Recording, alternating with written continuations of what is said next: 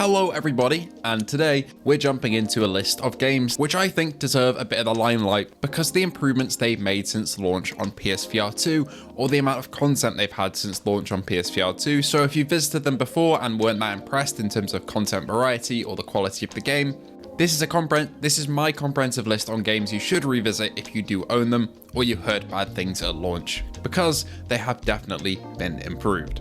Let's start with the game that's very fresh in my head, and that is Swordsman VR. Although it's not the gold standard for melee combat games in all of VR, it's a very competent VR sword fighting game that has been upgraded over time greatly. This small dev team have added so many fan requested features, listened to feedback from all of their players, which is just incredible, and are actively working on the game to the point when only a couple days ago they even added a new AI system for all the enemies that you fight. Since launch on PSVR2, the devs have put a load of work into making the game more stable, adding a sandbox mode, revamping their horde mode, adding more stations around the hub area for you to upgrade, adding archery and range combat, and ultimately just polishing up the game to make it as solid as it can be, and they continue to do so and will continue to do so into the far future. The game is definitely not for everybody, as it is an arena fighter and not something which involves long levels, say like Blade and Sorcery.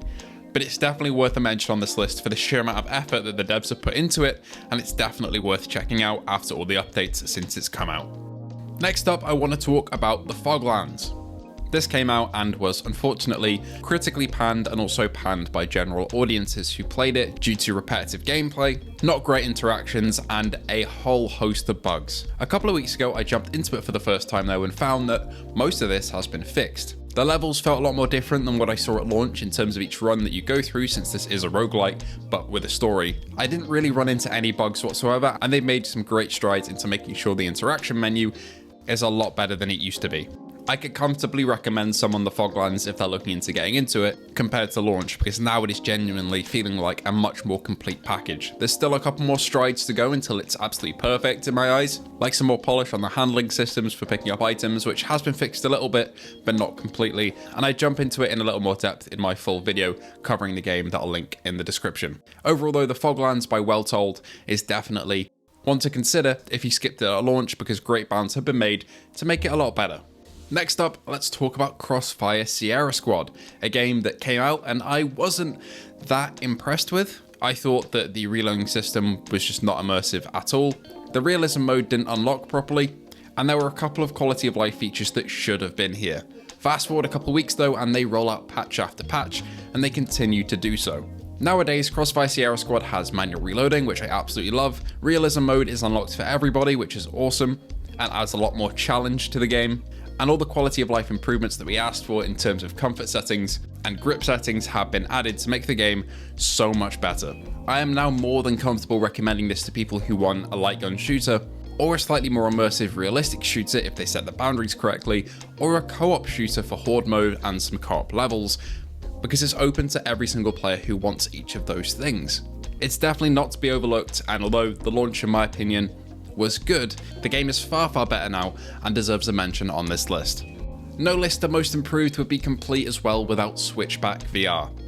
I can attest to the sheer passion of these devs. I've met them in person back when the game launched. They're all absolutely lovely, and unfortunately a lot of them have been put at risk of losing their jobs from the layoffs, which absolutely just sucks. But the passion that these devs put behind fixing up and improving Switchback VR is no small feat. In my opinion, the game at launch was perfectly good, although the visuals were a little subpar. That did not affect my enjoyment of the game, but since that launch, they've added dynamic foveated rendering to make the game look so much sharper, and improved models across the board to make everything look absolutely perfect. This is a game that I would compare to the original Rush of Blood now in terms of quality, whereas at launch it was slightly below it. Not only that, they've also added an entirely new mode, Horde mode, which is perfect to put people on if it's their first time playing the game, say a social gathering or event. Switchback is now a great horror rollercoaster game for anybody who wishes to relive the thrills of Rush of Blood, but on PSVR2 with brand new locations that tie into each of the Dark Pictures games, so there's a lot to love here. They definitely deserve a spot on this list because the amount of work they've poured into it, into making it look great, feel great, and even the new content is nothing to laugh at. And finally, my most improved game overall is one that I really was disappointed in at launch. Of course, that is No Man's Sky, a game that came out I was so excited for, but I put in B tier on my first tier list. And people watch that tier list now and have a go at me, but what they don't realize is that back when I rated it on my first tier list, the visuals were horrendous. I'm talking some of the worst on the headset. It was blurry, it was muddy, there was no clarity in any of the textures, close up or far away.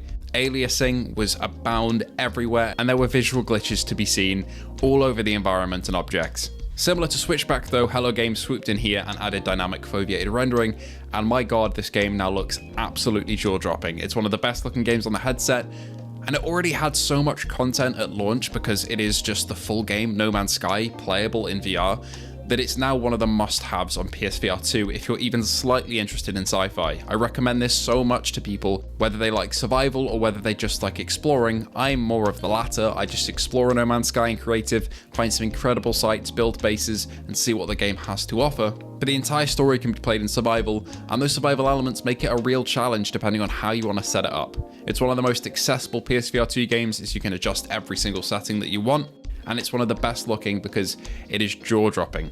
I would even put this above Elite Dangerous in VR, even though that game looks a lot more realistic over on PC VR. No Man's Sky has some absolutely stunning stylized sights that just blow me away every time I see them. So No Man's Sky, go and check it out if you somehow haven't already and you own a PSVR 2, because it is my only way to play the game now. I cannot go back to flat screen, and that's down to the amount of work and effort that they put into upgrading this past launch.